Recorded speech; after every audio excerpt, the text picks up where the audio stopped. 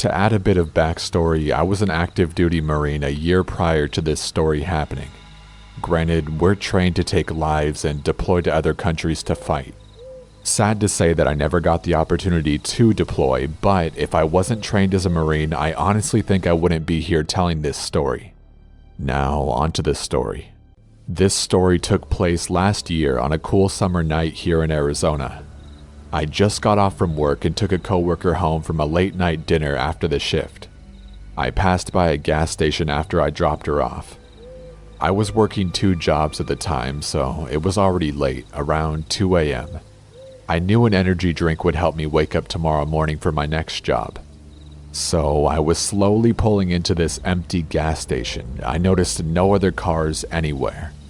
That's when something caught my eye as I was pulling up in front of the entrance. There was a shadowy figure that suddenly pulled up along one of the walls of the gas station and kept creeping along the walls, getting closer as I pulled up. There was some sort of shadowy figure that suddenly pulled up along one of the walls of the gas station. It crept along the walls, getting closer as I pulled up and turned off my car. But at the time I couldn't care less because I was tired and I figured he was just a drunk and about to ask for change or something like that. I saw the outline of his face as he pulled away from the shadows. He opened his mouth to say something, but before he could say anything, I cut him off and said, "Hey, I'll be right back, sir." He just kinda stood there and stared at me as I walked into the gas station. I wasn't even thinking about him because I was tired and just wanted to go home. I swooped up my favorite energy drink and walked up to the cashier. I paid for my drink in a matter of a minute as the cashier wasn't really in any mood to make any small talk. I pushed the entrance door open and I noticed that the man was no longer there. I was looking around for the man as I approached my car to only see him coming from the dark corner again. But something seemed off about him this time. I didn't care to stick around to see what was off about him and went to open my car door. Then I heard rapid footsteps approach from behind me. I turned around as fast as possible to make eye contact with him.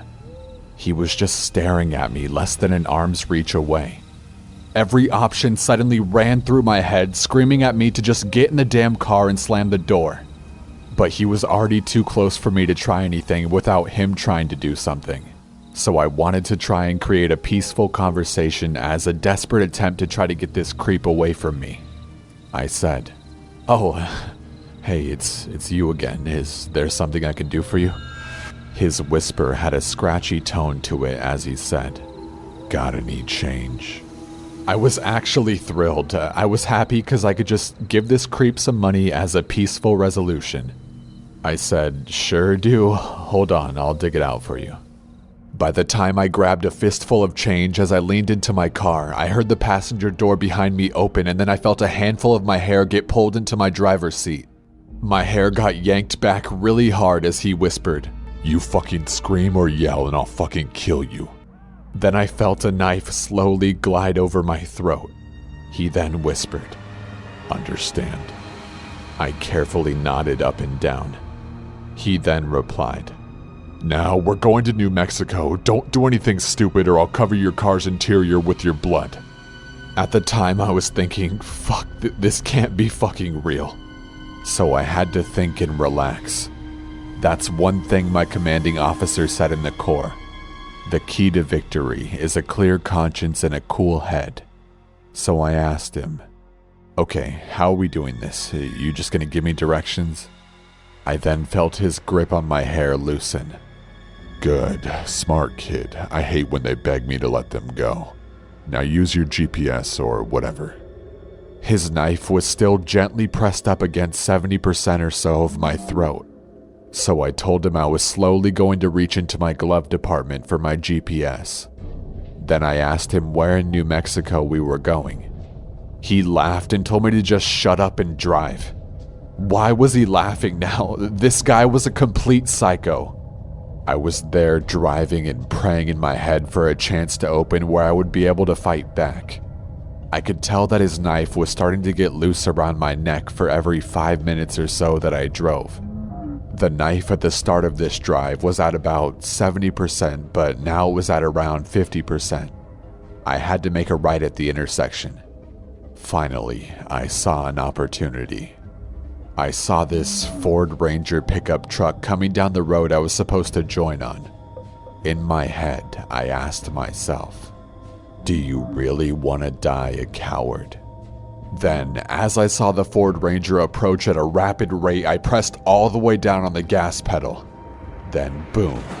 All I remember from all the commotion is the guy leaning back as I slid my hand under his wrist of the hand that was carrying the knife and pinned it against the steering wheel of my car. I can hear the horn blaring, attracting more attention. He let go of the knife and ran out of the car as the intersection made itself known to me again, as my surroundings were no longer blurry.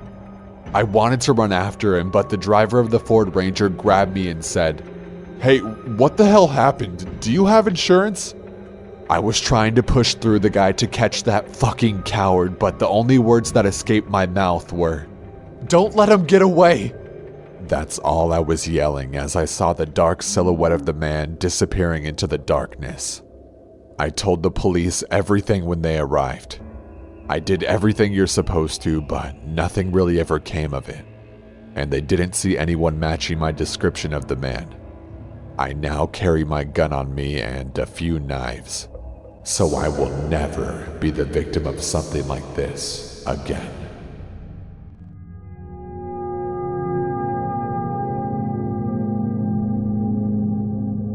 This was about 6 months ago in the summer, southern hemisphere here. I tend to order a fair bit of pizza since hunger is a thing, and pizza is pretty much my only option for delivery since I don't drive. Now, I'm the kind of girl who doesn't wear pants if I don't have to. Oh, the weather's about 25 degrees, no pants for me.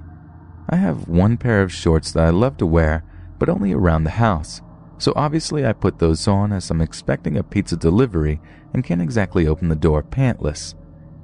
I open the door, accept the pizza, and begin eating my dinner by the television. Not too long into my meal, I get a message on my phone.